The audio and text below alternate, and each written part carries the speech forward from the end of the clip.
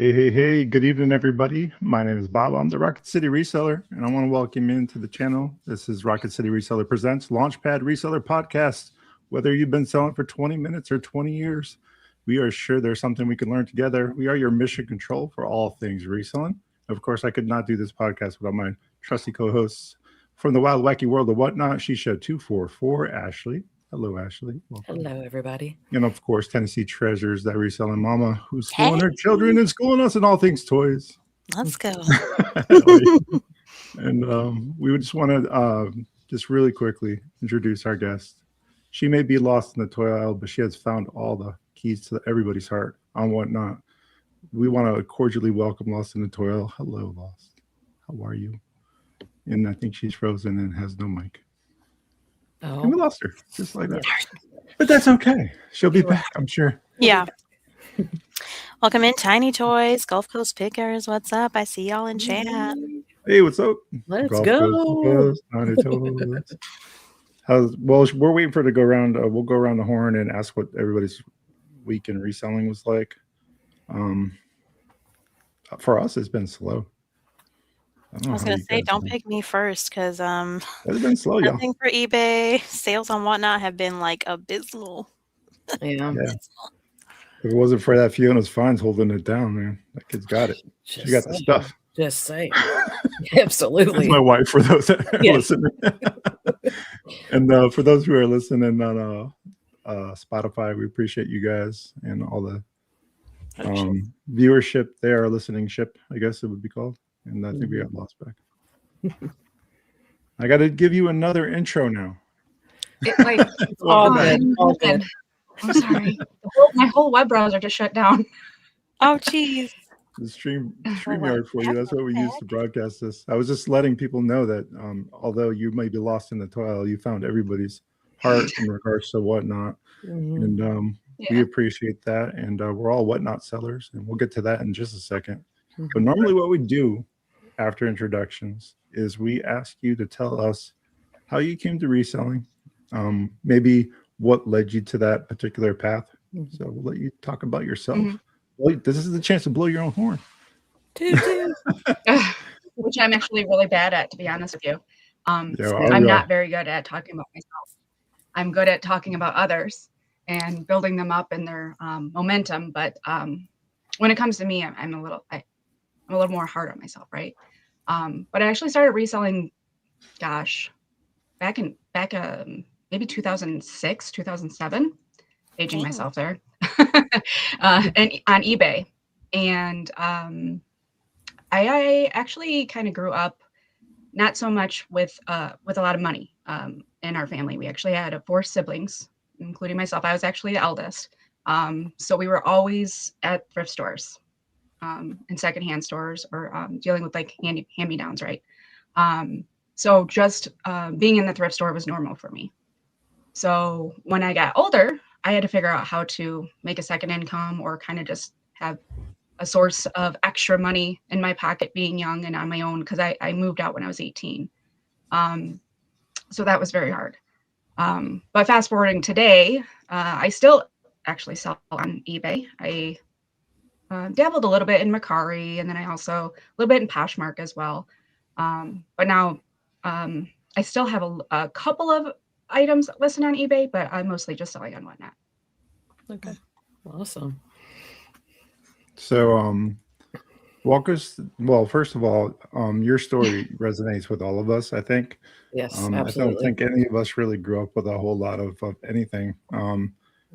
And that definitely does lead to the mentality sometimes in reselling, I think, for a lot of people. Once you figure out that you can make a pretty good living doing this, for those who are doing it full-time know well, and for those of us who are part-time and work a full-time schedule and also do full-time reselling, even though we're part-timers, we also understand that too. So you can make a good living doing this, which is part of the point of this podcast, is to make sure that we give that hope and that shining light to people who might be struggling. So we want to encourage them to become resellers. I know there's been a lot of comments recently on our podcast that this is not for everybody and we should stop saying that. Oh. But just I don't think that's necessarily true. I think you don't know until you try, and we should give each other in that regard. And I think that a lot of people could be very good at this. So let's rewind a little bit back to eBay. What for you was the deciding factor for Whatnot, do you think? Oh gosh. You know, it's funny because when I first started, I was just a buyer. And I'm sure that's probably for yeah. Yeah, so I had no intention on selling at all. And a matter of fact, I actually thought Whatnot was very similar to Poshmark or Mercari or eBay, because the way my friend actually explained it to me was who he actually introduced me to it. He was a Hot Wheels collector. So he immediately downloaded the app because he was looking for a certain Hot Wheel. And he immediately went to the search bar and just started looking for that particular Hot Wheel he was looking for. So I thought that's what it was. And then as I was scrolling through the app, I actually had seen that there was live sellers, but I thought they were just showing the item that was already in the shop that was for sale. And that was it. I didn't actually click on the live selling. I didn't really dig into it just at the beginning, right? So that was in November of 24. And then I want to say it was like January 25, or February of 25. I opened the app again. So I didn't even touch the app again after that. It wasn't pulled in immediately. So, which is very weird, right? So then I think I dipped back into Whatnot after he had told me that they sell more than just Hot Wheels. And I said, what? No way, really? I'm like, okay, let me look at this app a little bit more. And of course, Whatnot immediately was like, this girl likes toys, right? So immediately, as soon as I opened the app, it was just nothing but toy sellers, right? And the first one that popped up was She Sheds, which is crazy. And that was on a Sunday, and it was her one and done toy show. Yeah. And immediately I'm just swiping. Right? And I was just having the time of my life. I loved every minute of it. I thought it was so much fun. At that point, we weren't getting lost with the raids, right? But and then the next thing you know, I think I fell into, I think it was Jamie's Retail Therapy with her seller support show. And that's when it dawned on me that, wait, hold on a second, maybe I could sell items. Maybe I could dabble in this a little bit. Maybe I would actually have a lot of fun doing this. And then I was just asking her 5,000 questions, of course. And she was amazing and answered everything that I was looking for. And I hopped on one day and I just got out of the jitters, and it was my lunch break. And I was sitting at a table and I had a bunch of Happy Meal toys. And I just went live. I wasn't on camera. I just sat at the table and I was instantly hooked and I couldn't stop. I never looked back. So were you nervous on that first show? Oh, like, even though you weren't on camera? Absolutely. Yeah.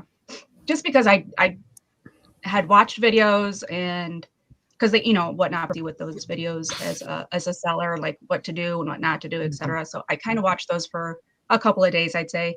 And then, I hopped on, and I can't even remember. I think it was like $1 claims or $1, because I didn't understand the auction part, like individual listings or the bin items, etc. So it was mostly just claim items, and I was literally selling them for just $1. So because again, I grew up not with a lot, with a lot of money. So I knew that if someone else was a collector, or even if they were a reseller, I wanted to be able to give them a good deal, right? That's kind of still my mindset on things. So. Okay. Yeah. That's awesome. So Whatnot is one of those, I guess we'll call it a platform that's very intentional, right? It takes a lot to, maybe has a steeper learning curve, but once you're there, it can be extremely gratifying, lucrative, all the things, right? Walk us through going from the claim shows to where you are now. How'd you make that transition? Because I think that's where a lot of people maybe struggle with Whatnot. Okay. So sure.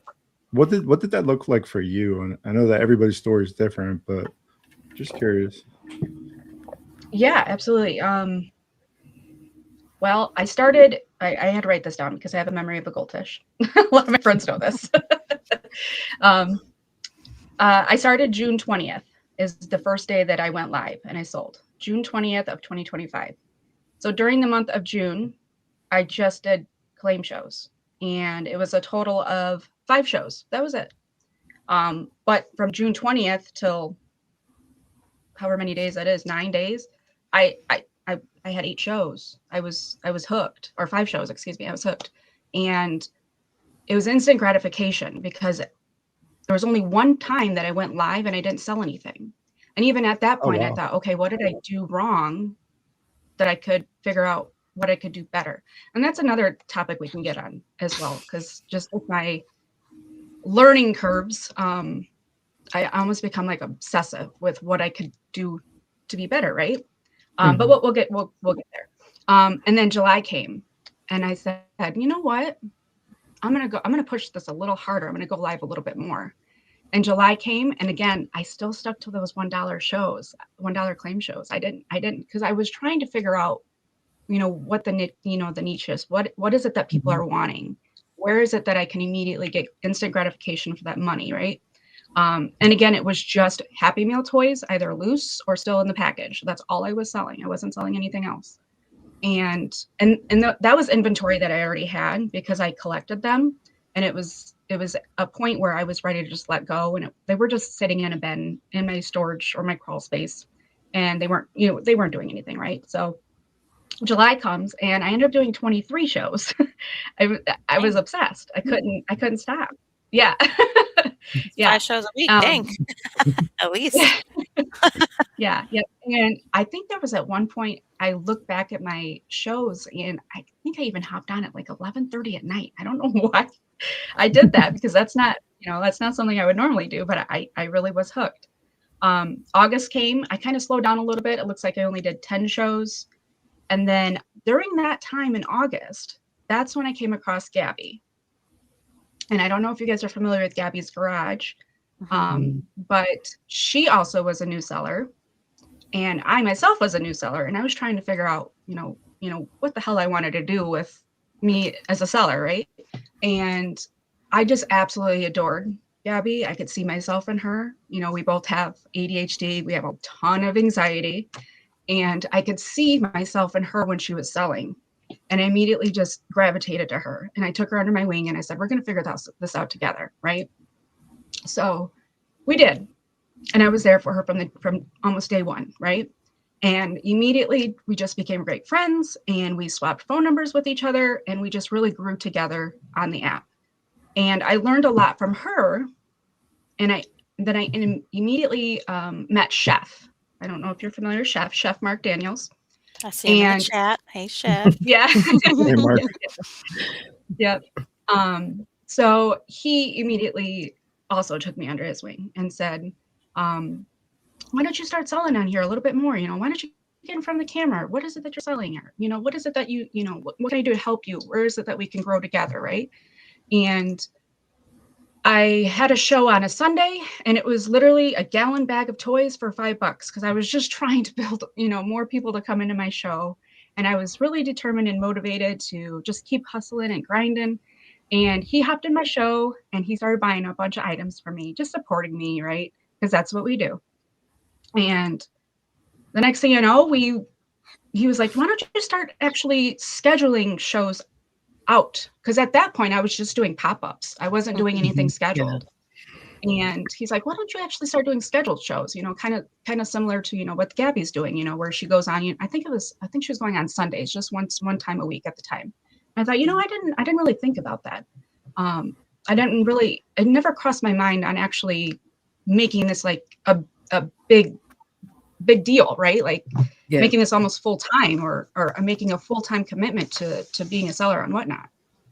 Just because I've always just dabbled in, selling on the side. It's never been 100% my main focus, right? And I thought, okay, you know what? Let's go ahead and give it a try. So I actually, again, I started in June, and I didn't start taking it serious until September of 2025. And at that point, I went live, but I still was too scared to go on camera, you guys. So still, June from September, I still wasn't on camera. I was still behind camera. And So you barely started in June of last year? mhm. Girl, you're killing it. Mm-hmm. Okay, sorry, I didn't mean to. Absolutely. I'm Yeah. like, dang. I'm doing the math behind the scenes. I know. My engineering brain is like, okay. So, yeah, go Okay. ahead. Keep on going. So September comes and I do my first show. And at that point, I bought a new camera pad or a phone pad, but I was still uncomfortable going on camera. So I actually would just walk in front of the camera, just slowly. I'd be like, oh, look at my, look at this plushie. Okay, I'm off camera. I was just nerve wracking, right? I've never been one to be on camera, which you wouldn't think that knowing me, but now, but yeah. So I started doing that, and Gabby would come into my show. Chef would be there for me, be like, come on, get on camera. You can do it. You can do it. And then finally, I'm like, fine, I'm going to go on camera. And I did. And I just haven't looked back since. So. It gets easier, right, after a couple of shows? Yeah, it was still very nerve-wracking. I still would, like I said, I would just walk in front of the camera, or I would show the item, or I'd be goofy or silly right in front of the camera, but then I'd be immediately off the camera because I'd be like, oh my God, let's really do that. So, Yeah. But I learned, I want to say it was, well, that was September. I want to say it was like mid-October. So along with Chef, I can keep going if you want me to. Yeah, please. So along with Chef, he introduced me to Bearded Thrifter, which I don't know if you're familiar with Bearded Thrifter. He's very, very, very large in the reselling even business. me, SpongeBob's friend Patrick that lives under a rock knows Bearded Thrifter. Yeah, right. I don't know many people, but I do know that. Same. I can be Gary. So he was like, yeah, you're Gary. He's like, yeah, you haven't done the Bearded show? And I said, his name sounds really familiar. And come to find out, I had followed him on Facebook for years, and it just didn't click right away until I had went into his live, and I realized, oh my gosh, that's actually the Bearded Thrifter. I know this guy, through social media. And immediately I just became not necessarily obsessed, but just really became fully engaged in the selling side of whatnot. I just was really impressed with the way that he carried himself. And he was himself. He was authentic. He was real. He was raw. And people loved it. And I thought, okay, well, maybe I need to figure out how to be raw and authentic and stop being scared and worried about what other people think about me, right? And along came Jag. Jag Resale. I don't know if you guys know her either, but oh yeah, we're watching silently. Silently. Oh. I try to come in y'all's show as much as I can, but it's hard. The corporate world. Actually, I don't think I've been in Jag's show ever, but I follow on Facebook. So okay. I follow her. Yep. Yeah. So I think that was mid or late October, maybe early November that I met Jag. So this is all very new and recent to me. And I immediately just fell in love with who she was as a person, because she's off to a core. And I've never met anybody like that before. So I just fell in love with her. And and that's what I was going to say is it becomes like when I'm with you, when I first went on Whatnot, I was like, what is this thing? And then I started getting into shows. Right. It's a community. It really is a community. It is. You have people that you're like, I've never seen you face to face, but oh my gosh, like that connection, even though you're not face to face, haven't touched, seen with sight, you form these amazing relationships. Right. And it's like on an app, really? Right. You wouldn't think that, but you do. Yes. And it's so funny because Jag was never on camera at that time. She was always behind the camera. And that was more of like a corporate thing, and she was more just behind camera, and that's just the way it was. That's just who she was. And I totally understood that because I sat behind the camera for months. But along with that, she's just so funny. She's so funny. And she just always makes us laugh, right? So along with that, she introduced me to Emily, and Emily actually ended up becoming my moderator. She introduced me because she kept saying in her show, if you guys need a moderator, she's a great moderator. And I thought, I don't know why, but it took me a couple of her shows for me to realize, like, ding, oh my gosh, I need a moderator. Like, I need a solid moderator, right? And then she immediately jumped in right away, and we became best friends, right? So, and then I want to say, so let me see. So November was 12 shows. So I only did 12 shows in November. And then in December, I did 11 shows. So in total, I did 80. I did 80 shows in 2025. And I'm like, where did 2025 go? How did I even do that? From June to December, 80 shows from June to December. Yeah. What that math Yeah. looks like. It's a lot. So has there been a reunion? Has there been a what? A reunion with any of you? Have you guys ever met face to face yet, or when is that coming? No, there's yeah. So there's conversation that we're supposed to. Well, Chef is supposed to be doing some traveling, and he was talking about going into Indiana and meeting up with like Bearded and Gabby. And then I thought, well, maybe that's my opportunity to go up there and meet everybody too, So we might just, do a little bit of a meet and greet there and hang out. We were talking about thrifting together, and I'm thinking, oh my gosh, can you imagine all of us together thrifting? That would be a riot. It's fun. We've done it. It would be who's fighting for what is what it's going to be, or it's going to be, okay, you can have that, or, oh, look over there. Yeah. I've had the pleasure of thrifting with Tennessee Treasures. I'm in Alabama, North Alabama. She's in the Nashville area, so we're not very far from each other.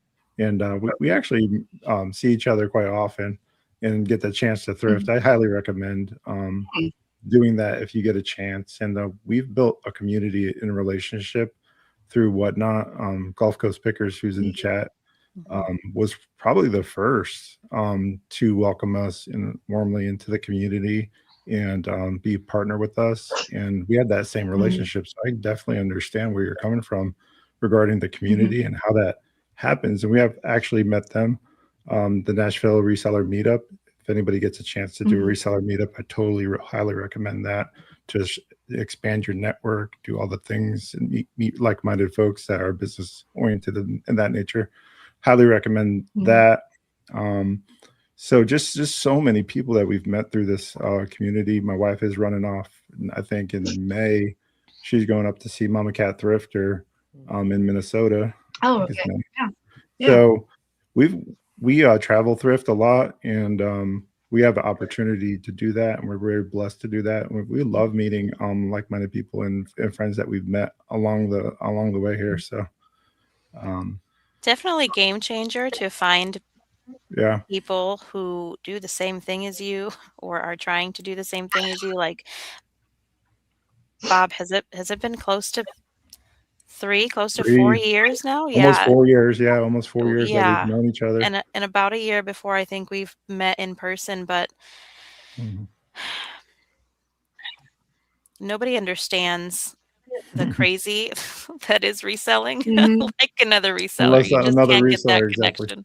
Yeah.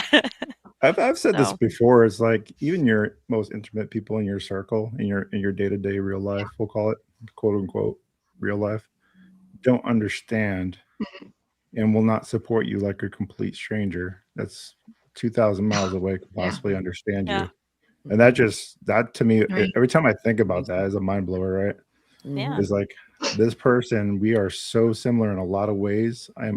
I'm genuinely attracted to that person because of those reasons, like you mentioned, about Gabby, about Jag, about Chef, all those people, and building that community. That leads me to my next question. The community that is Gherkin Nation. Why don't you explain to everybody what that is? So Gherkin Nation actually originated with Jag. She's got a silly story that comes along with it, and that's a story that she could probably share, but it's silly and goofy. I would love Jag to be on the podcast, by the way. Jag.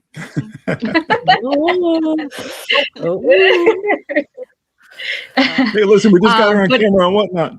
Yeah, right. I know, right? Yeah, so Gherkin Nation is actually just a group of sellers and friends who truly support each other, right? And lift each other up. You know, we run raid trains, which that was something new we just started in January. But we mod for each other, we help support each other, we lift each other up.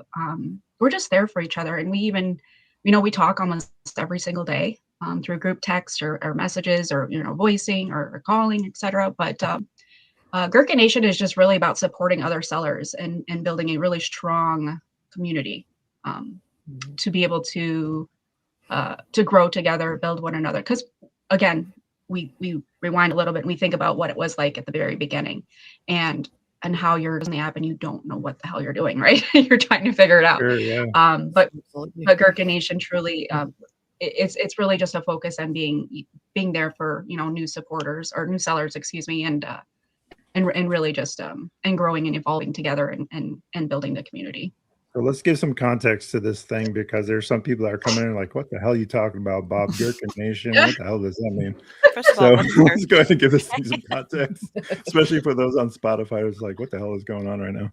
But so basically, the idea behind this, and correct me if I'm wrong, there's something called BDE, Big Deal Energy. I'm guessing that we're going to keep it PG. Big Deal Energy. And that's like a pickle type of thing. And I'm assuming somewhere along the way, Jag has a lot of pickles. That's what I'm assuming. Those are all assumptions. Yes. Yeah. I had to. It's so fun. Oh, did you? Gherkin. I'm like, what the heck is gherkin? What is gherkin? that? Oh yeah. I didn't know. I didn't know. Yeah, I had no clue. I was like, oh. It's funny because people have told us that before. They're like, what the heck is gherkin? What is that? I've never heard of it. It's pickle. Oh, okay. Now we're talking. Specialty pickle, right? It's a little specialty pickle. Yeah. It's like it's funny because I actually am obsessed with pickles, and maybe that's why I gravitated to it. I don't know why. But I literally will eat like 4 or 5 pickles a day because I literally love them. They have complete festivals for that. Here in the South, I'm sure Chef can attest to that they have people show up for that type of thing. So that's interesting that you've chosen that avenue. I don't think it matters what you call yourselves. It's about the community and the collective mindset, the hive mindset, better, stronger together type of thing, which is part of the reason why we started this podcast, to create a network of resellers to be able to lift each other up. And that's what the community on Facebook's about too. So we're coming live on Facebook, by the way, for the first time. Lost, just so you know. I'll call you Lost if that's okay. Yeah, we're actually live on Facebook. Yeah. I didn't so okay. Yeah, we're actually live on Facebook for the first time, and we want to make sure that we are true to our nature, and we are trying to do something that you seldom see done anymore. Rising through community, rising through collective mindset, rising through the reseller approach. I think that's important to be able to lift each other up in that way. So we appreciate you coming on and being a part of that and bringing your community with you in that regards. And it's a testament to your character that your community showed up for you, everybody in the Gherkin Nations right now in chat. And that says a lot about you as a reseller, I think, and also as a genuine authoritative source in the plush and toy community. And if you haven't been told yet, welcome to that community. We were here before. You'll be here after, I'm sure. I'll just teasing, but I think the plush and toy community is an interesting category within Whatnot. It's a very competitive, very saturated community. So it's very important for us to be able to, I don't want to say play nicely. That's not the right word, but be able to be a community in that space and be able to uplift each other. And that's why when I come in someone's show, I always boost them or do something, because I may not need what you have, because obviously we have a lot of toys. If you guys are watching the YouTube channel, you've seen this thing's like It's like, I don't know how many we have now. I think we're up to 7,800 listings or something like that on eBay. But yeah, so we just want to thank you for doing that and be a part of the community and doing all the things that come with that. So I wanted to warmly Absolutely. Whatnot community, because I don't know if we've ever done that. So just know that you have a space here, and also that you have the backing and the power of that, and know that we love working in partnership with like-minded resellers. So I know that you've been a part of the Gulf Coast raid train for plush and toys, the longest plush and toy raid train on Whatnot. Christine and Ryan are resellers, and always try to include new resellers into the mix and always highlight and showcase that and welcome them into community. So that in itself right there is a huge like accomplishment in my mind. They did that for us when we first started, and it's helped us grow tremendously, both myself and my wife. And also she shed I think that's how Tennessee. I think that's how we met each other, was through Gulf Coast, wasn't it? Absolutely. Yeah, I wasn't tracking, quite honestly. When I say that I'm Patrick under the rock, I'm not kidding. Sometimes I miss completely the mark when it comes to the new stuff, because I got a lot going on. But when I do finally find out what's going on behind the scenes, I tend to try to celebrate that when I can and recognize what it is, all the hard work, because Whatnot is hard work. For those who have never tried it, I challenge you, try Whatnot for at least a year, and then come back and let's have a conversation. You'll have a different perspective whatsoever on Whatnot, because it is all the things like my wife always says. You have to show it, you have to clean it, show it, sell it, ship it, customer service it, whatever the case is, all within like 2 days. Yeah. It's not like eBay where you can crockpot set it, forget it. Definitely not that. Yeah, and I think that's a really great topic to kind of bring up a little bit is, behind the scenes, you're on eBay, right? And you're not live selling. Your face is not on camera. Your voice is not being heard. It is just a listing. But behind the scenes, you're working your butt off, right? And you're taking photos, and you're getting the right angle, and you're making sure there's no shadows, and you're making sure you have the right lighting. But Whatnot is totally a different. Oh my goodness, it's so different. It's so different. And I feel like, because you are on camera, and I'm not saying that it's not important on eBay, because it is, but it's more important, I feel like, when you're live selling, to be incredibly detailed with what you're showing as a product. But on top of that, not only are you trying to be the best that you can be with showing that product, but you're also trying to multitask 5,000 other things that are going on at the same time, which is interacting with chat, making sure you're showing the product in the most detailed possible way that you can. And then you're also getting raids coming in at the same time. Oh my goodness. And you're having to shout out the people that are raiding. Yeah, chat is just scrolling by, and you're trying to keep up, and it's all you can do, even with mods. Like, you have great mods. And even with great mods, it's hard to do all things. I can't tell you, we've been doing it for January, we passed 2 years, and it's just 8,000 sold, and what a blessing. And it, things happen along the way, and you grow, change, iterate, continue, move on. I put, actually, little known fact, I actually put my Whatnot on pause.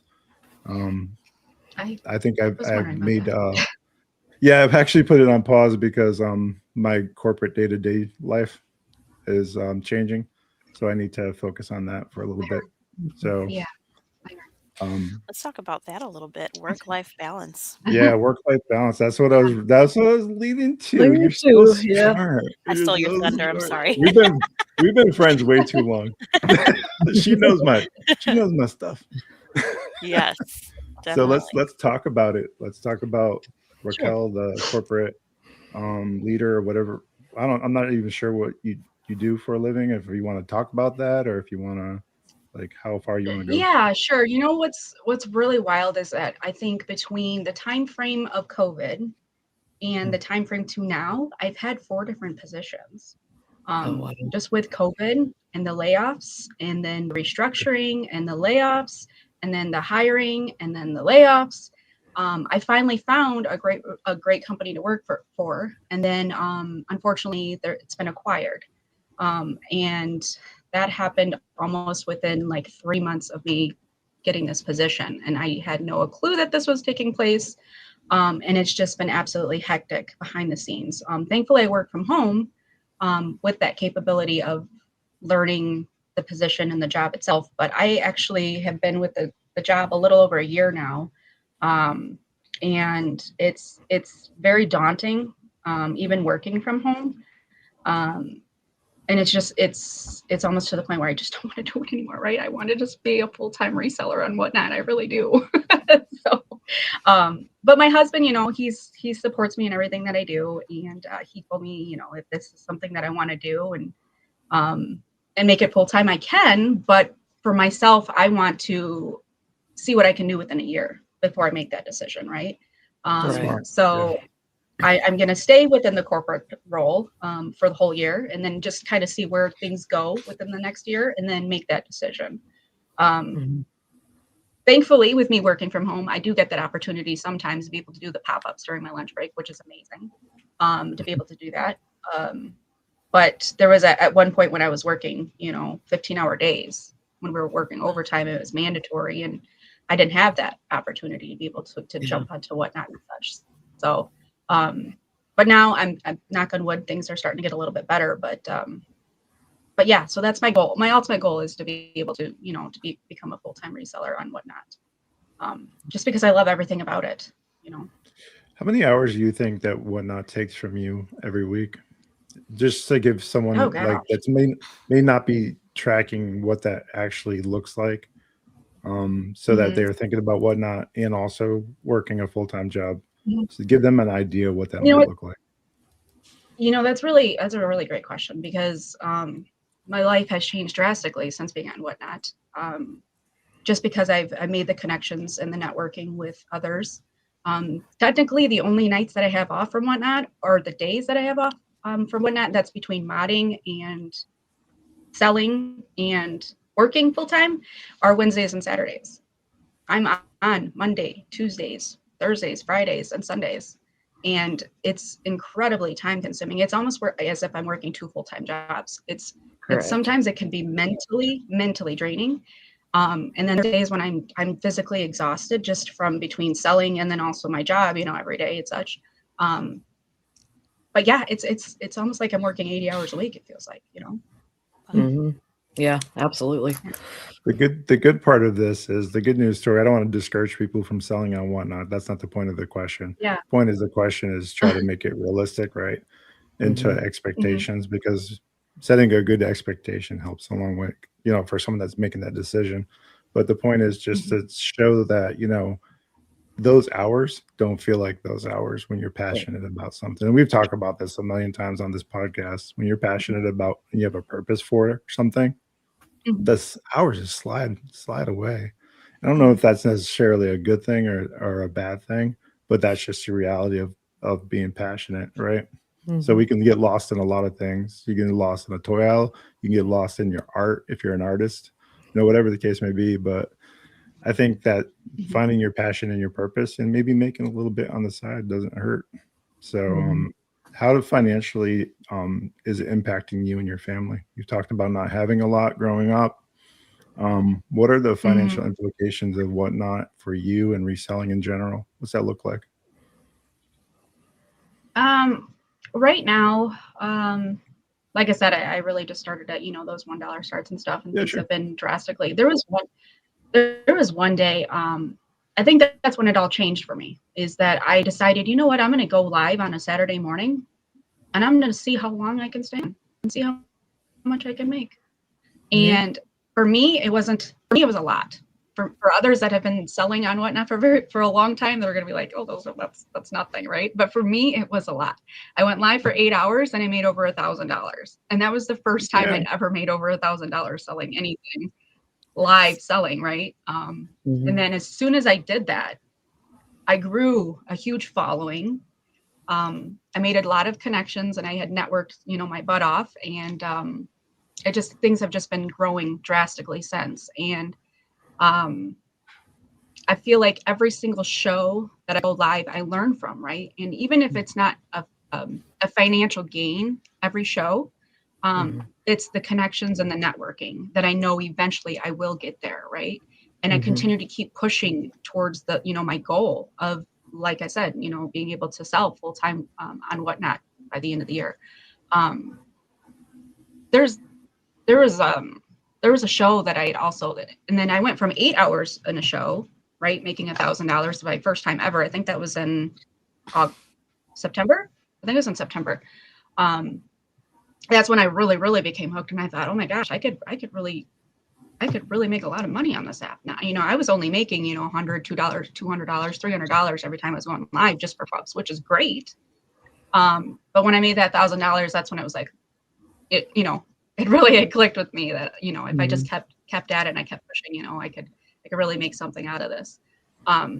But there was a show recently, I would say in the last month or two, I think it was, I went live for an hour and I made over $1,000. And that was something that I was really, really proud of. That's amazing. Yeah, it's definitely something to be proud of, because that's the power of a live auction. Once you do put the work in and you build that following, that's what comes next. A lot of times is those moments of like realization where you could potentially make, sky's the limit regarding, you see, there's a bunch of people that have been on Whatnot for a while and they're making $500,000 to $1 million. We just had Cam Life on last week. Yeah. I think, right? Last week. Yep. Where he's within 2 years of being on Whatnot, he's at $1 million.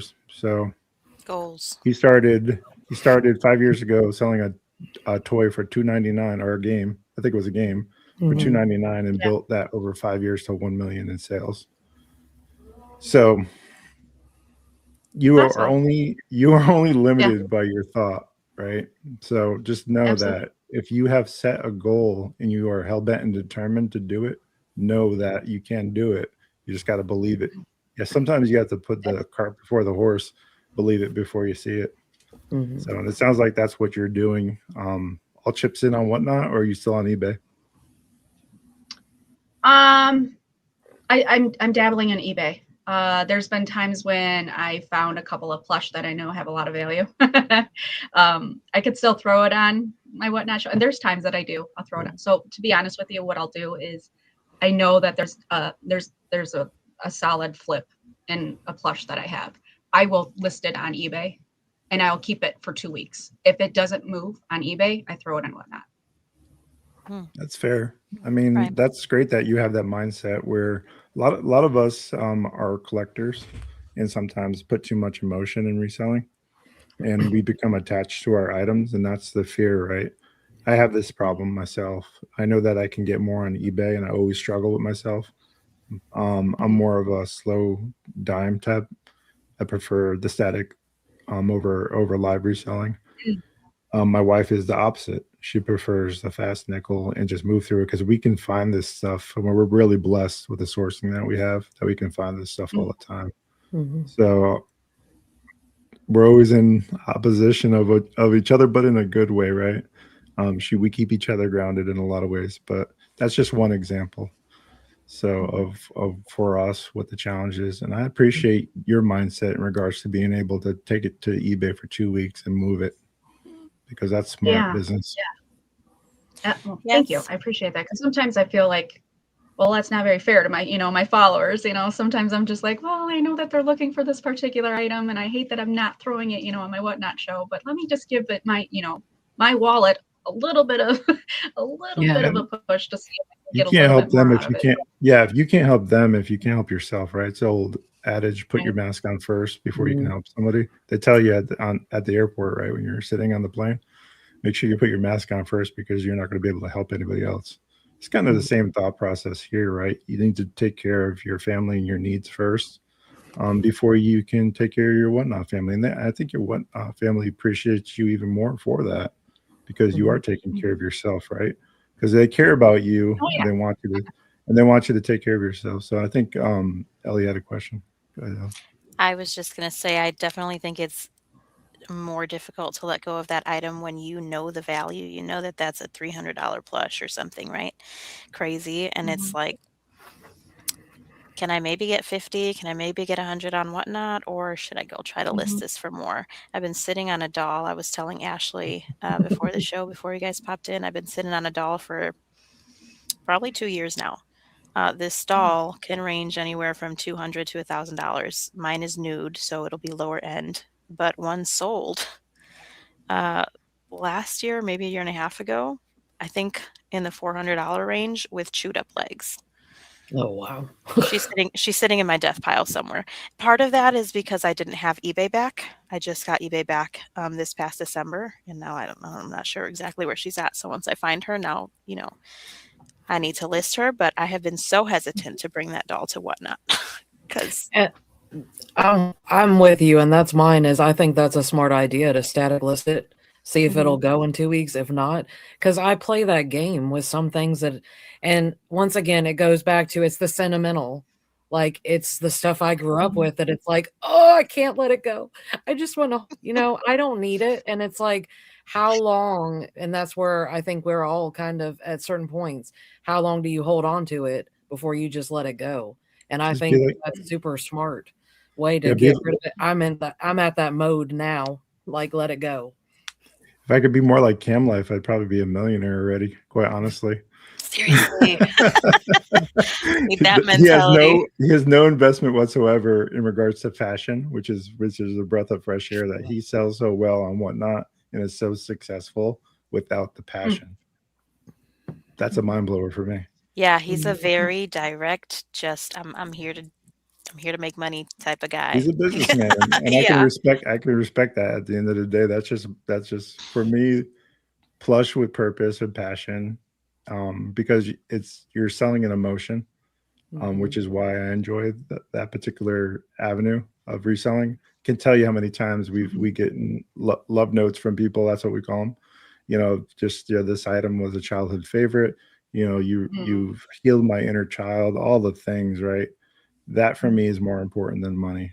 Quite honestly, Absolutely. When I get those over the holidays, I read a letter from a viewer, or not a viewer, but someone that bought from us on, I think it's either eBay or Etsy, about what the toy meant to them, and they actually took the time to write a handwritten letter and mail it to me, explaining how that felt. And that was a fuel enough in those times where you're just like second guessing yourself, right? Am I doing the right thing? Those are the moments. And I think that is a very, very impactful thing. Do you get those types of messages from folks? I feel like I have a couple of times. Again, I have a memory of a goldfish, so I should remember those things. I'm sorry, but what's this? I'll be honest. Yeah, I know it's funny because I had my show Friday night, and there was a plush that I kind of was holding on to, and it was almost because it was just it was more tied to just me being part of the Gherkin Nation, right? And it was a squishmallow, but it was a pickle, and I had won it from another Gherkin member, and I was going to hold on to it for a little bit just as like a display in the toy aisle, and I had forgot I had left it in the shelf, and someone immediately spotted it, and they said, "Is that for sale?" And I thought to myself, do I let it go? Do I sell it? Do I let it go? Do I sell it? And I said, Raquel, you don't need it. Let it go. And I did, and I ended up selling it. And I told the story, and I told that story actually as I was selling it, and it's funny because I think I had bought it from another Gherkin for like $5 or $6, and I think I sold it for $26. And I think it was because of the story that I had put behind it, right? Yeah. So that's another interesting mindset on certain things, right? And then there was another. Yeah. What was that? Sorry. I was just saying provenance of a sale, right? The story behind why it means something is sometimes more important than the actual item. Sorry to interrupt. Yeah. No. It's okay. It's okay. And along the conversation too, I forgot, we were talking about eBay and if I sell on eBay. I started recently getting into Bratz dolls. And yeah, I love Bratz. I started to really like them. I have a fellow friend that I met through Whatnot, and he was looking for brats for me, and I had got a bunch of brats from him, and he gave me a really, really great deal, and I had to just Google image them. Oh, I And I had know. to And learn when what you do it, you're like, oh. And I thought to Battle. myself, oh my gosh, I can't keep these. I can't. I need to keep them. No, I'm like, no. I'm like, you're a reseller. You're a reseller. You have to let them go. Love them, enjoy them for at least a month, and then list them. So that's like the kind of my motto now, right? Hold on to that item that you want and you love, and you really sought after for at least a month or two max, and then let it go. So just to say that I've had that item, I owned it, I had it, that was part of my collection, and now it can be someone else's collection. So that's something I'm learning. So that's kind of my take on learning to love something and then to let it go. Okay. I'm going to take some of that energy, bring it my way, so I can be like, yes, let it go. Let it go. Intervention. Yeah. I guess we have a Sounds like an problem. intervention all of a sudden. First step is admitting you have a problem. Absolutely. I don't have a problem. I swear I don't. Look at you back there. This See, I is all don't my really wife. collect Mostly. anything, Some of it's mine. so I can't relate. But like Grace, because if you like it, just keep it. Okay, I guess I do for my kids, right? If my kids like something, keep it, take it. Well, that's what brings people back to resellers like us, right? Is that refound, or they're trying to chase back. Not so much the thing, I think, is a time and place when things were easier, right? I think so, a lot of times what it is, it represents not just the thing, it represents the emotion, but possibly the person that gave it to them, possibly a moment in time where things were easier for them. So a lot of times I think it's more so about that. So when I tell people I don't sell things, I sell emotions, they're like, the hell are you talking about, you hippie dippy? But it's true. You know, you sell that type of thing, and that's what makes toys, I think, the category of toys, and then we'll throw stuffed animals in there, that much more impactful. And that's why people a lot of times will buy wants over needs because of that. And that's important, especially in downturns of economy, right? Yeah, absolutely. And that actually, go ahead. Sorry. Oh, no, I was just going to say that actually kind of brings me to the reason why I chose Lost in the Toy Aisle. It's just that feeling of being a child and standing in the toy aisle, you know, being 3, 4, 5 years old, 6 years old, and you're just amazed and you're just looking around and you're thinking, oh my gosh, I want every single toy. And your mom's screaming for you and you don't, you know, you hear her, you know, screaming for you and you're like, and then it dawns on you and you're like, wait, where am I? And you're lost in the toy aisle because you're just so mesmerized by the toys that you're just being surrounded by. And it happens to all of us, right? And that's the feeling of being lost and nostalgia and memories and capturing that moment in time, right? So yeah, definitely. And speaking of being lost in the toy aisle, now's your chance, Lost in the Toy Aisle, where we do this thing on our podcast where we have you call out another reseller that you would like to see on Launchpad Reseller Podcast, Lost in the Toy Aisle. Who would you like to see on Launchpad Reseller Podcast? I would like to see Jag Resell. Jag Resell. Chef Mark Daniels. And Chef Mark Daniels? Oh yeah, I want both of them on here. I don't think the internet's ready. So I'm going to say Jag Resell and Chef Mark Daniels, you've been called out on Launchpad Reseller Podcast. What say you? Uh-oh. Wow. Are they in there? Are they in the chat? Oh yeah. I don't know if they're still here. Yeah, they were earlier, so I was gonna say we're gonna stitch this back later, and we'll be sure to get their response. Normally, what we do, or we try to do, is if the person agrees to be on the podcast, we try to stitch together. We did it for Stephanie Fusen and also Cosmic Deal Heather. Stephanie called out Cosmic Deal Heather, and they were kind enough to play behind the scenes and do that. We put it on YouTube, and it's got pretty good views on that thing. So we're pretty proud of that. It's something that I've never seen done. on a YouTube channel. So I think that's really great. So we usually talk about future date self. How are you being kind to your future date self? What are you doing now that's going to help you later? Oh, that's a good question. I think maybe just learning when to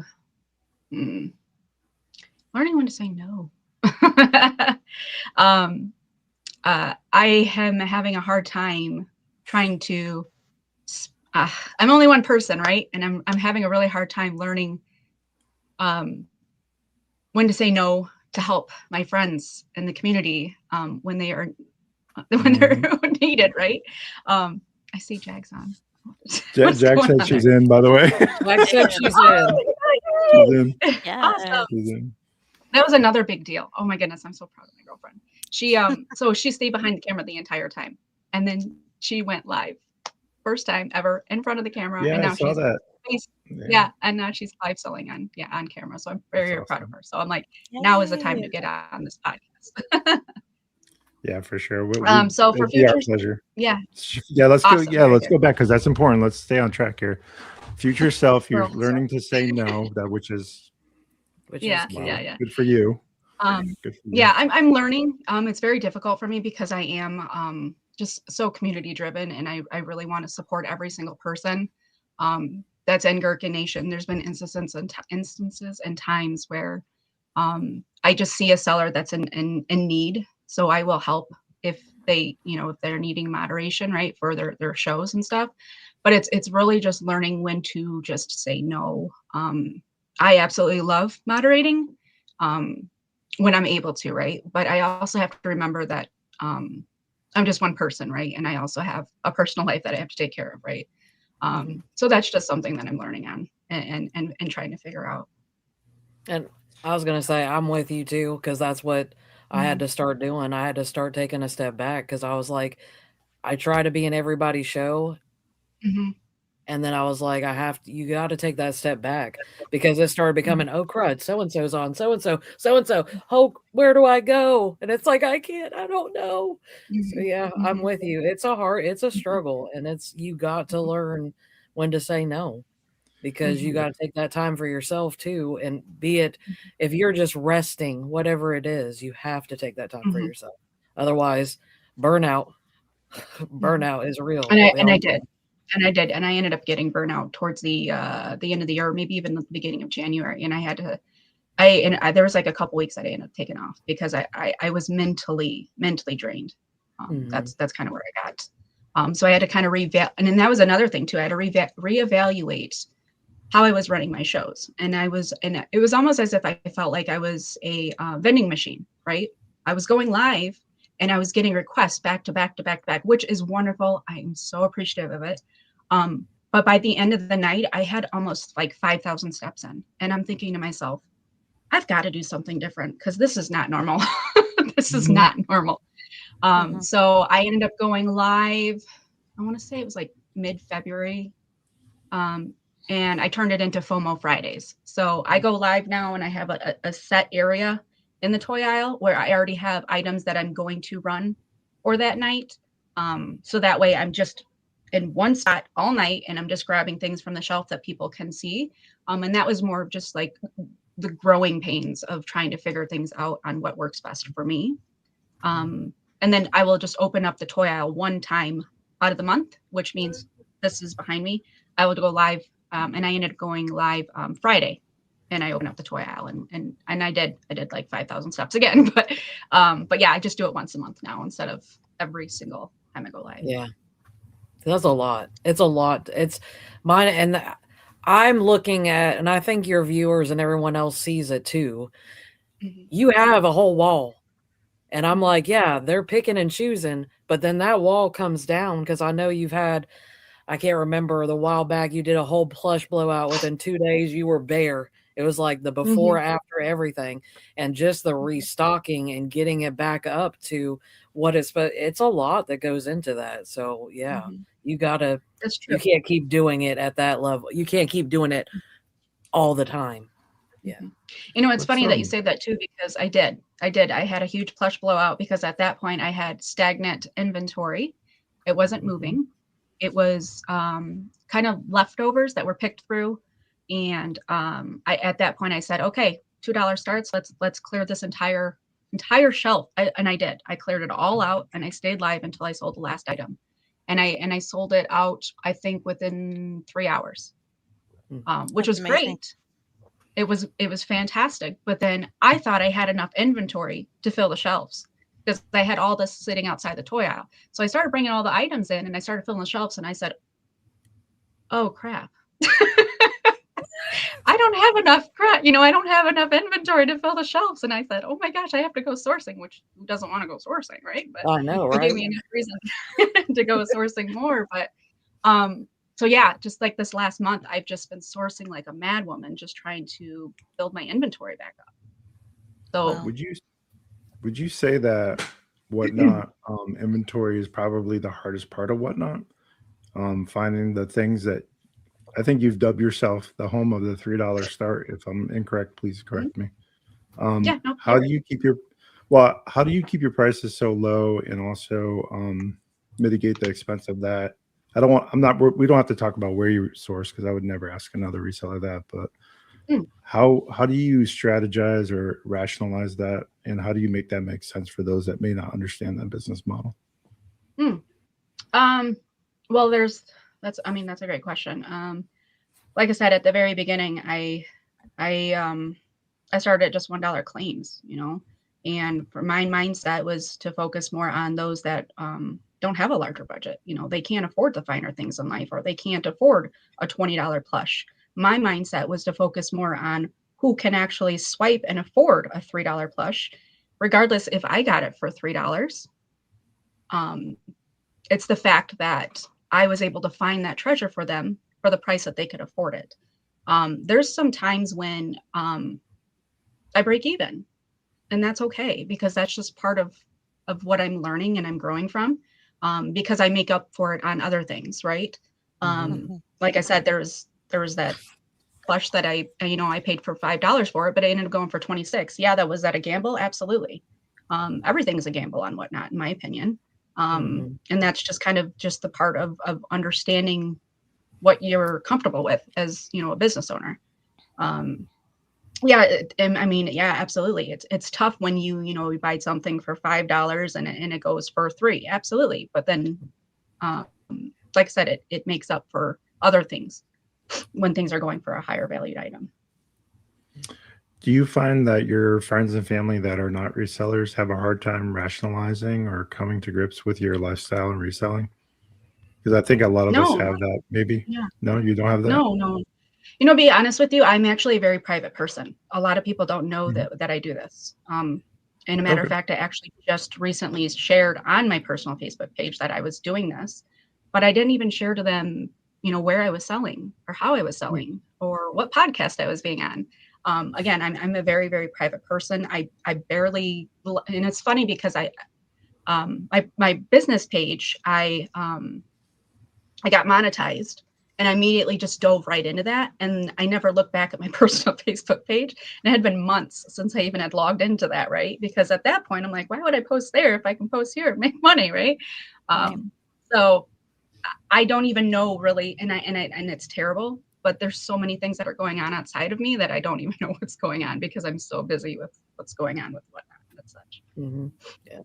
Yeah, I was just curious because a lot of people, there's condemnation and there's judgment in regards to reselling. There's a stigma sometimes attached to it. I was just curious what your experience was with that, and that's great that you don't have that and you're able to keep it separated to that extent. I think that's fantastic. And maybe that is the way forward. Just try to, for those that can, keep it separate. For those that can't, just know that stop caring what people think is the answer. It took me a long time. It took me a long time to get here. And it comes with my friends from Whatnot, growing Chef, Emily, and Jag. I've always been under the radar kind of person, just keep to myself, kind of an outsider. No one understood my craziness and my silliness and my goofiness. And they thought I was a weirdo, which maybe I am. I don't know. But you're perfect for Whatnot. Yeah, for Whatnot, it's fantastic. Absolutely, yes. And I think that's why I've grown so much to love Whatnot in the community. Who doesn't love a dancing pickle? Look at Harry Tornado. He's doing great. Josh has got it all together. He's got it figured out. When can we expect the soap line from you? That's what I want to. Oh my goodness. Oh my goodness. Oh, that's hilarious. Oh my God. I think that's great that Josh and Haley have that kind of success where they can bring their YouTube following to Whatnot and sell things like silly like soap and make money. Good for them. They worked hard towards it. Yeah. But yeah, we were talking the other day offline, Ellie and myself, about consumables and how that looks in merch and all this stuff. And when can I get a Gherkin Nation t-shirt? That's what I really want to know. That's a great question for Jag. I think she actually is working on merch. Nice. So that might be around the corner very soon. Very soon. I know I wanted to do something similar. I know I started making magnets just kind of on the side a little bit, and it's gonna have my logo and such. But yeah, Gherkin Nation hoodies, absolutely. How fun would that be? Or t-shirts or sweatshirts, absolutely. That'd be a lot of fun.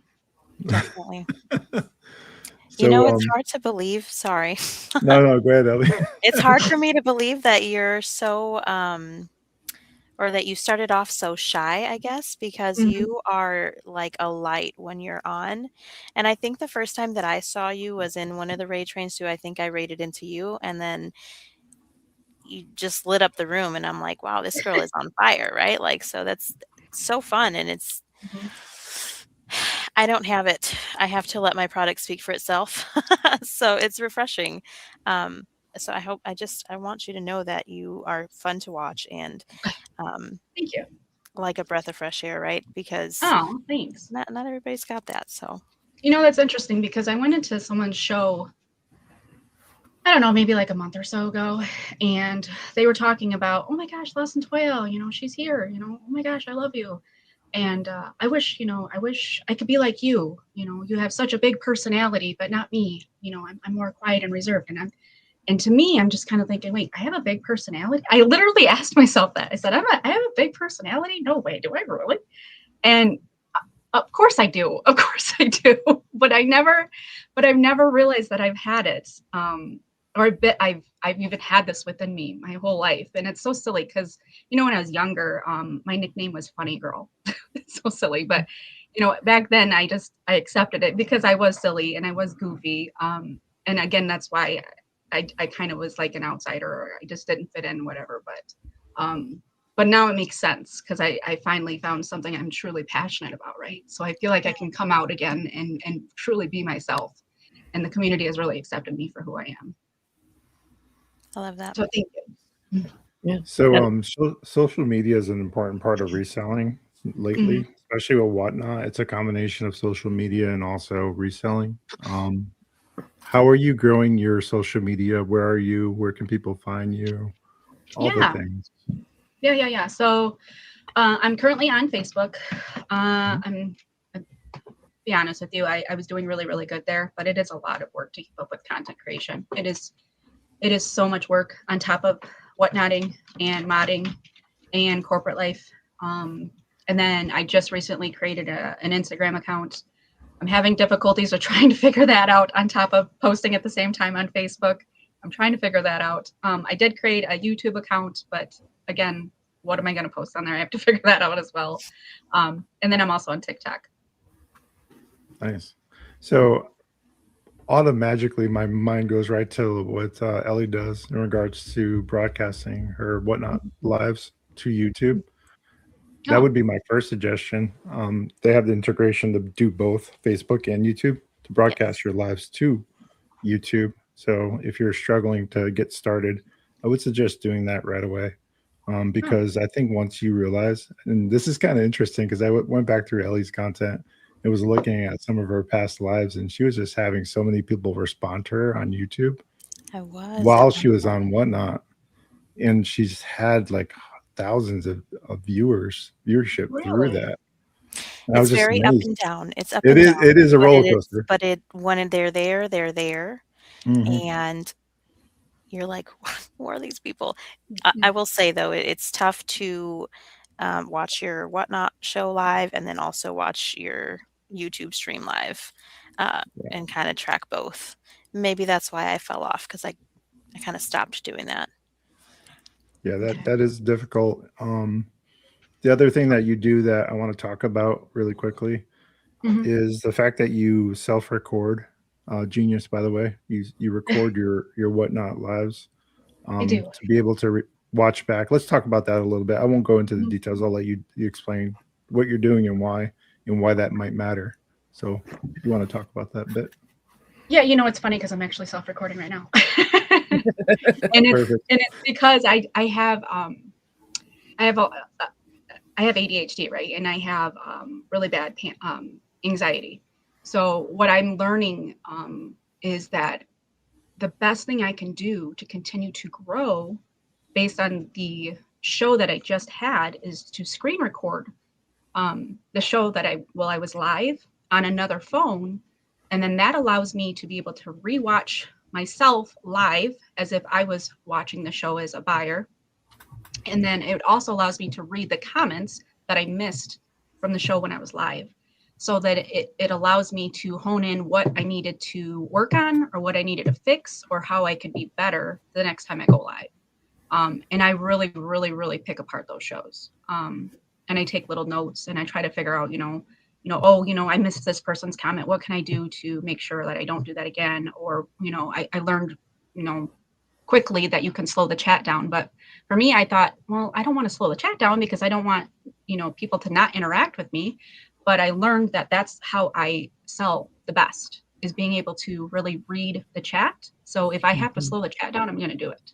And it's just to benefit me as a seller.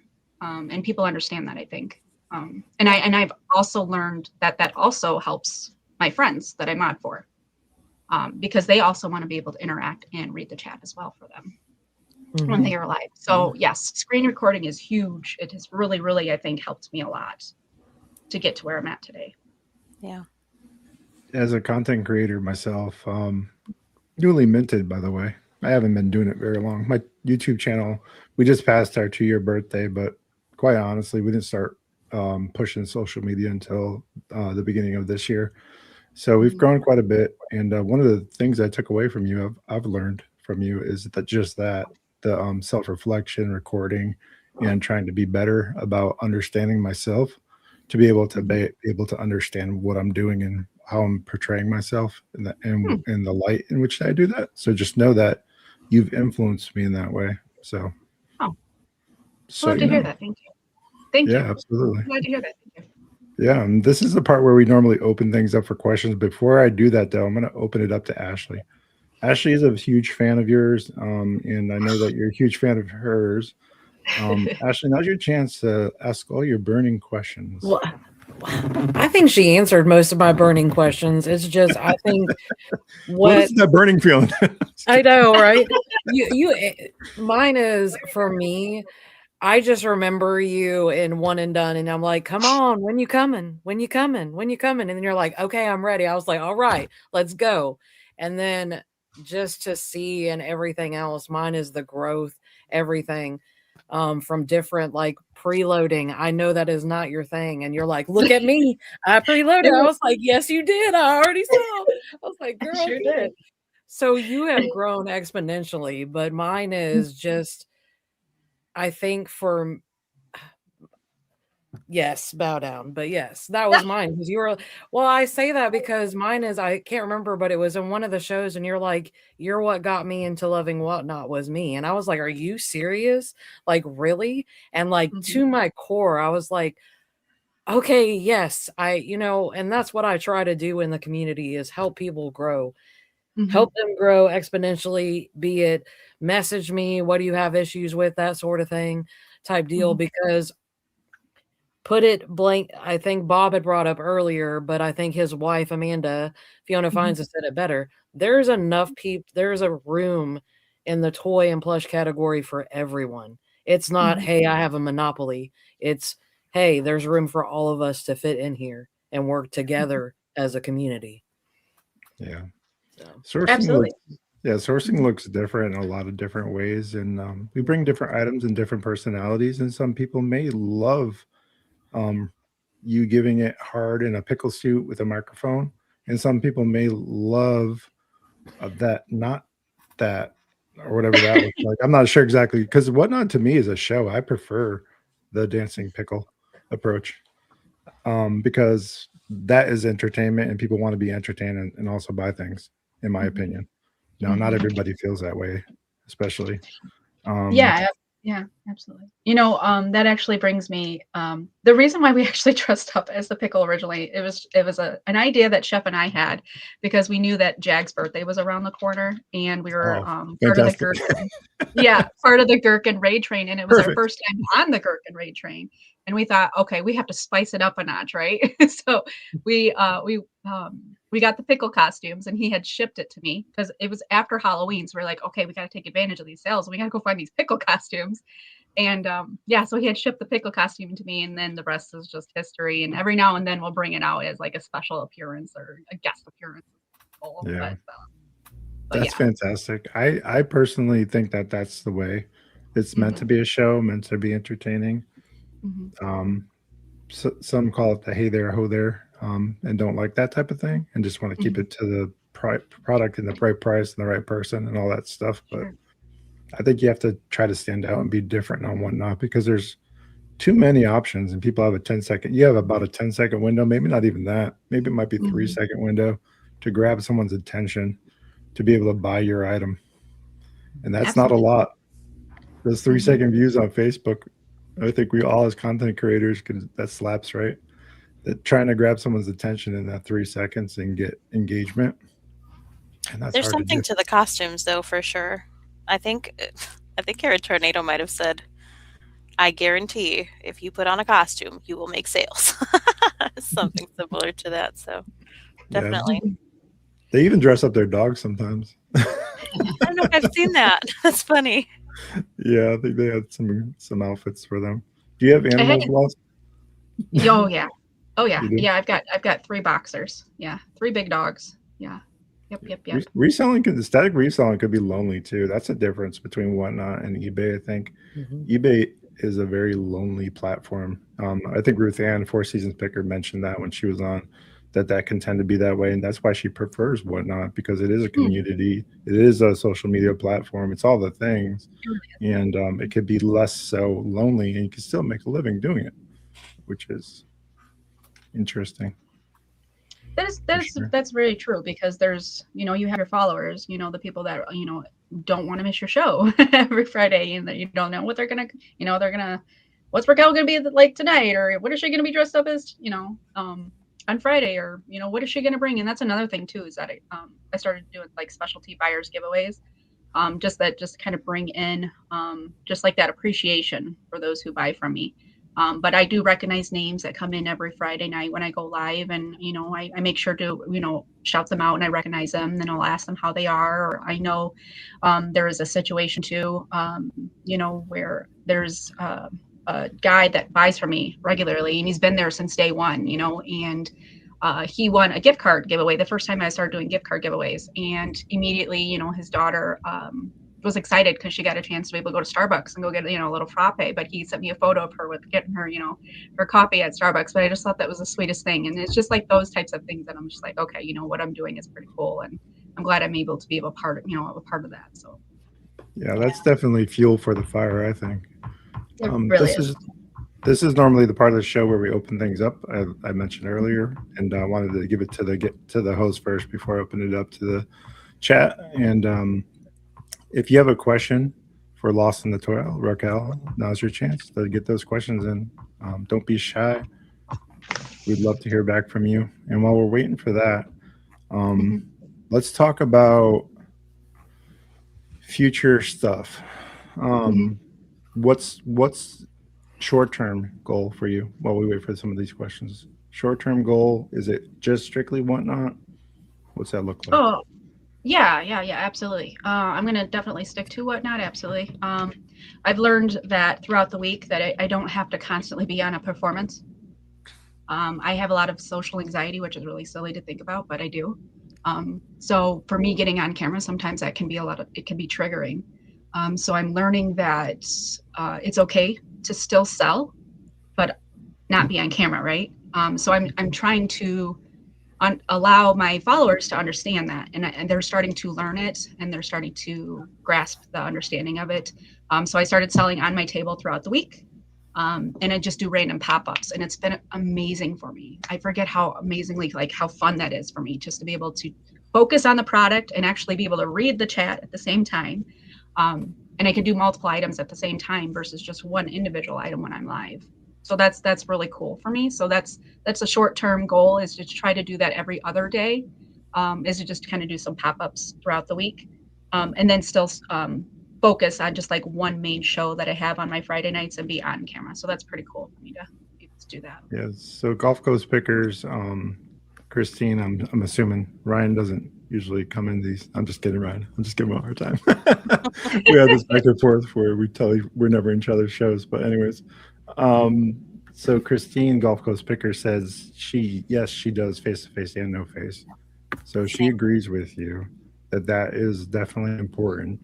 And for those very reasons, I'm sure very similar in regards to the energy it takes. Mm-hmm. Would you say that's a persona face-to-face? Or would you say that's your genuine, authentic self? Or is it a combination in order to generate sales? That's a tough question. That is a tough question. I don't know. It works best for me, I guess, with my personality, because it allows me to realize that not only I'm great on camera, but it's also allowing me to know that my product is still good regardless if I'm off camera. So Yeah. but I'm really great at selling the product as well. So and you know what's really cool too is that sometimes I don't know the product that I have, and it's really neat for the person on the other end to tell me, hey, that's Star Wars, or that's you know, something from, you know, the 80s that I wasn't familiar with, and then that teaches me something which I really enjoy, you know, learning from others about. Okay. Same. Thank I was you. gonna say. Appreciate that transparency. That's important, because what I see a lot of times in regards to reselling is sometimes someone will put up a persona and unfortunately burn out really, really quickly because of that. And not that you're doing that. I was just curious what your take on that might be. So we have a question from Diane Corcoran. For those that are listening on Spotify, love your shows. You are a big part of what inspired me to take that step to go live and start selling on Whatnot. So not so much a question, more so a statement. Know that you're making a difference in Diane's life. So that's important. Love that. So, Diane is actually a sweetheart. She's actually Chef's sister. Oh, okay, there you go. Yeah. Well, there you go. And then you know her very well. Yeah, she actually started selling. I think it was late winter last year, and it was so sweet because she actually went live on Chef's show selling his product to see how she would do, and she knocked it out of the park, right? So we were all excited, you know, for her to be able to start selling on her own, and she did, and she's doing amazing. She's such a rock star. But she modded for me for a little bit. Genetics. Yeah. Oh my goodness, absolutely. The whole Daniels family is amazing. Absolutely. I'm so blessed to have all of them in my life. They're so motivating and inspiring. They do so much for everybody. Absolutely. So I have a question in perspective of what would be like a new seller, you know, like Diane. Looking back at the people that you looked up to when you started selling, what is your advice to now the people who are looking up to you as their light to start this, you know, journey? You are going to learn something new every single day. Right when you think you know something, you don't. Don't be so hard on yourself. It's okay to make mistakes. We all learn. That's how we grow, right? I was taught something very, very, and it's so silly, but I was taught something very, very early on. I think it was like 5th grade, and it was failure leads to success. And that means you can make as many damn mistakes as you possibly can, but as long as you are learning from them, that is growth. So, so just take that, you know, take that in and understand that not everybody knows what they're doing at the beginning. We all don't. But as long as you have the right type of people around you that will support you and guide you, you really can go far. Great advice. So we talk about growth a lot on this podcast. It's one of our missions this year. for 2026 with the launch of this podcast. The point is to grow, not only as a community, but grow as a podcast and also grow within reseller community and have other resellers that are looking for that mindset and be able to become aware of them in the community, etc. So the growth engine for us is super important, and growth is painful. So what I'm hearing you say is when you feel that pain, know that you're doing it right. So we've said it a million times, and I think you just said it really, really well, that that's part of it. So when you're scared to death, when you're going to hit that button on live, know that that means you're doing that thing right. So you're expanding, you're growing, it's all the things. So. Absolutely. Here's another question. For those listening, Jag Resell says, Lost, you have had so much growth over the last year. What are you most proud of? I'm proud of the connections that I've made in the community, and knowing that I can accomplish anything that I set my mind to.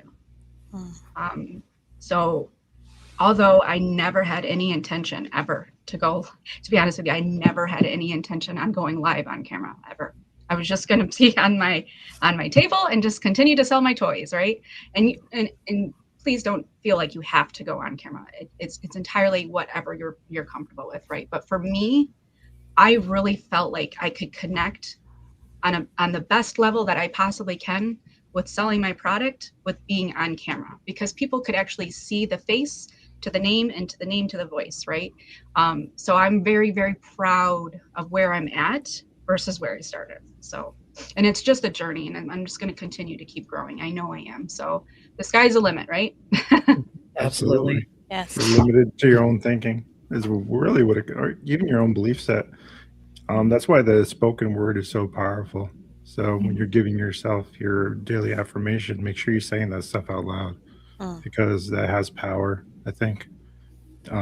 Whatever you believe in existentially, just know that when you say something out loud, you're almost willing the universe to comply. Manifesting is real. Manifesting is real. Correct. There's a question in chat. There we go. We have Gulf Coast Pickers 941 says, what was the item you got the most bids on? Ooh. I think that was item? Yeah, I think that was actually the most recent. The Nostalgia Raid Train that I'm actually a part of this Thursday with Miss She Shed and Tennessee Treasures. I'll actually be reading into you. That is one of my favorite. Yes, my favorite. Hands down, my favorite too. Besides, of course, the Gherkin Raid Trains. I absolutely adore the ones that we host. But the Nostalgia Raid Train, literally, it makes me feel like I'm a kid again. And I absolutely adore that, because I'm able to talk about the things that I absolutely loved and the things that I couldn't get or afford when I was a child, right? And the fact that I'm able to do it at an affordable start allows me to be able to really connect, I think. But with that said, last month I had a little Lizzie McGuire plush, and I think she was like 8 inches tall. And I never Google imaged it, never. And it sat in the toy aisle for months. And I had it sitting with my personal collection. And I just had it there because she was cute and I love Lizzie McGuire. I mean, I absolutely adore Lizzie McGuire. And I thought, you know what? It's time to let it go. It's time to let it go. It's been sitting there. I did a huge deep clean in the toy aisle. I reorganized things. I moved things around. And I said, you know what? She's been here for a while and it's time to let her go. So I did a pre-bid I did a bin item. So I added her as a pre-bid, and I didn't realize the value, but it ended up going for $100 and I think, what was it, $115 or a little. It was tiny, a little 8-inch Lizzie McGuire, but I had no idea that, it was the value of that. So that was pretty exciting to learn that. I don't think I would have let that one go. I love Lizzie McGuire. We have another question. Okay, Mama Boom Boom says, hey girl, I'm so happy for you. Congratulations on this big step. You are incredible. Question for you, what is the biggest mistake that you have seen new resellers make, and how can they avoid it? I think that's going to come down to, for me, that's two things.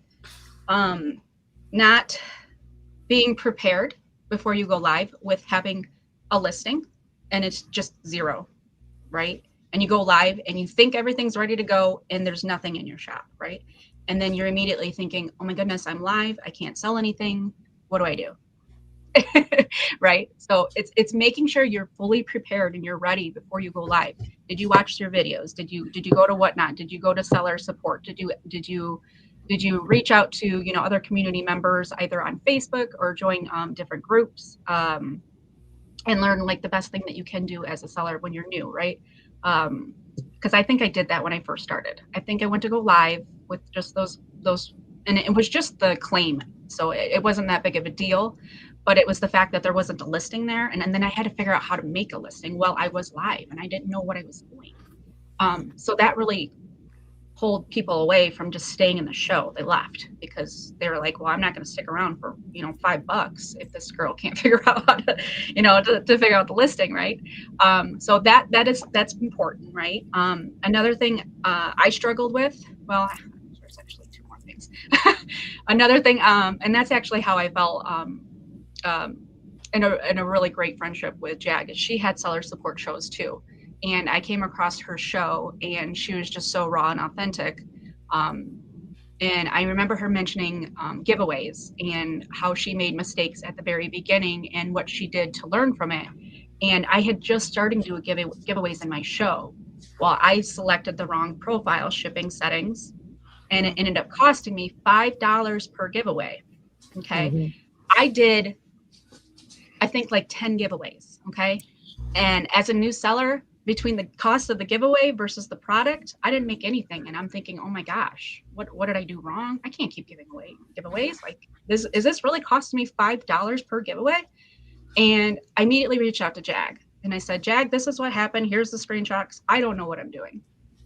And she said, reach out to Whatnot support, explain to them, you know, what happened and see if they'll assist you with some type of adjustments. And I fought tooth and nail for like 2 weeks. I let them sit there because I'm like, I am not going to keep, and I shipped them, but I just kept them sitting there because I refused to accept the fact that I was going to pay $5 per giveaway. Right. So I fought back and forth with Whatnot for quite some time. And then finally they gave me the adjustments, but it was with patience and perseverance. I was like, I'm not paying this. I'm not doing it. So that's another thing. So when it comes to giveaways, just make sure that you're doing the 1 ounce sticker selection. And of course, make sure your giveaway is within that 1 ounce. So that way you're not paying the $5, you know, for a Ground Advantage label. You're paying for just the standard, the mailing label for the USPS. So while we're on the subject of that, before we switch gears, because there's a lot of wisdom coming out of this question. The House of Nostalgia 90 says, what was it that changed? I think what the fix is there's something called plain white envelope that Whatnot has for things like cards and stickers. Mm-hmm. What you do on Whatnot is if you're going to give away a sticker, there's an option in your giveaway to select sticker. And also you have to set up your shipping for 0 to 1 ounces. I think it has to be first class mail turned on inside there. Those two are basically the key to that type of giveaway. So without that first class shipping being turned on and that 0 to 1 ounces sticker being the option, you're always going to pay more than what you should for that type of item. So you just got to be careful because the post office is starting to crack down. If you do not use a plain white envelope, if you're using anything other than that, a manila envelope, they're starting to charge back folks. It's been all over social media on Facebook. It's been on a lot of different reseller content. Just know that it's meant to be, like an envelope you would send a letter in. Yeah. So I thought that I read I'll have to look into this. I thought that I read that it could be up to like an 8 by 6 by 8 envelope.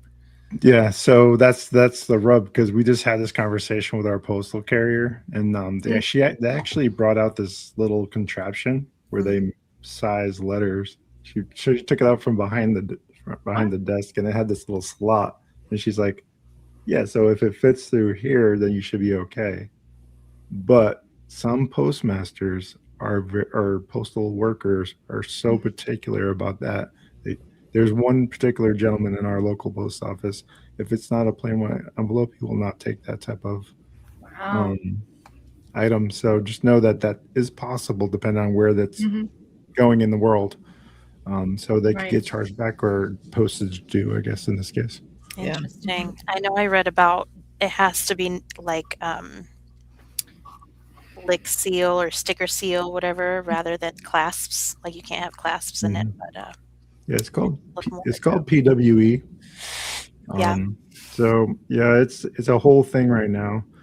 And I think maybe the success of Whatnot, it might be driving that a bit because we're seeing it. They're probably seeing an uptick in that type of post, and a lot Yeah. of that stuff will get sent through a sorting machine. For those that don't know, I won't get too nerdy on you, but in order to sort that stuff, it needs to be of a certain diameter, right? So it's getting jammed, and it's causing all kinds of issues. But that's the engineering behind it. Yeah. So hopefully that answers your all's questions. But Mama Boom Boom had a follow-up. Yeah, I was gonna say she had another question. Ashley's gonna read this one. Mama Ashley. Boom Boom said she had one more question. What's the most surprising or exciting thing that's happened while selling on Whatnot? Ooh, that's a good question. Mm-hmm. There was a moment when I was live selling and I was just very new to being on camera. And it was one of my Friday night shows and I was feeling defeated. I felt like no matter how many items I kept showing on camera, nothing was moving, nothing was selling. And I kept thinking to myself, what am I doing wrong? And I kept getting in my head as I was live. And can't do that because it's just a downfall, right? And I thought I was doing terrible, but I still was cutting up with with the people that were in the chat and my friends, and they were still there for me. But at that moment in time, I felt like I wasn't doing very good. But the next thing I know, I had people tipping me, and I thought to myself, why am I getting tips? I'm not doing very good right now. Why are they tipping me? But it was just kind of that moment in time to kind of remind myself that I am doing good. It's just not a good night, Mm-hmm. And it wasn't just like a $1 tip or a $5 tip. It was one of my friends. Now they tipped me 20, and I thought, oh my gosh, that was amazing. And then someone tipped me 5, and I thought, oh my gosh, people giving me free money, like they work hard for this money. This is crazy. And then the next thing you know, the tips just kept coming, and then somebody tipped me $50, and I thought to myself, holy cow, someone just tipped me $50. And I kind of stopped in my tracks, and I'm like, okay, don't cry, because I'm such an emotional. I'm very, very emotional. I'm a very sensitive, and I would say that I'm emotionally intelligent is what I would call myself. But that's what I told myself. So I had to go off camera because I couldn't compose myself. And I did. I started crying, and I'm like, okay, get myself together. And I came back onto the camera, and I said, I'm sorry. I said, I'm crying. I apologize. I said, I didn't expect that. I really appreciate you guys so much. You're amazing. Thank you so much. I felt like, I wasn't doing very good. And then they tipped me another 50. And I'm like, oh my gosh. Oh my gosh. And then the waterworks just really started going, because I'm just like, really, is that really happening right now? So I think that was a moment in time that made me realize that even if I feel like I'm not doing good, just push through it. Because although I might not feel like I'm doing good, the other people on the other end, they don't need to know that that's how you're feeling, but just push through it. Everybody has a bad night. Not every time you go live, you're going to sell something, right? It's literally a gamble. But that was really kind of reassuring and rewarding, I guess, in that moment in time. And it's just something that I'll always remember. Yeah, for sure. Mm-hmm. Well, we appreciate you answering all those questions.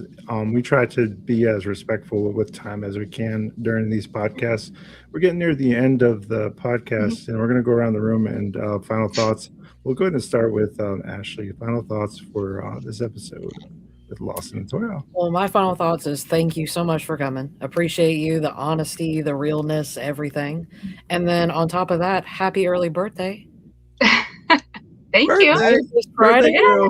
Friday. Thank you. Yeah. Thank you. Appreciate you.